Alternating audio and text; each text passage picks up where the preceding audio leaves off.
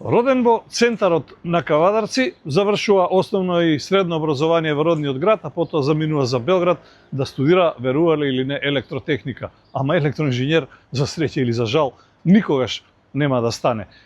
Ке му влезе новинарството како чија во вените, под кожа, во крвта и ке почне да се занимава со пишаниот збор. Во тогашниот студентски вестник Студент, нешто подоста како дописник на дневниот вестник Вечер и ревијата Екран. Се враќа во Македонија, во македонската престолнина Скопје и се вработува во истата таа естрадна ревија Екран за по некоја година да стане и незиниот главен и одговорен уредник.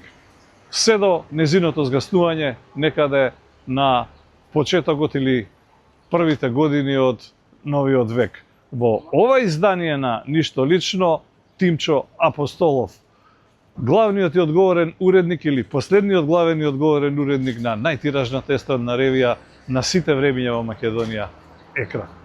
Мали, некојаш вестниците се читаа, ама не од телефон и од таблет и од компјутер.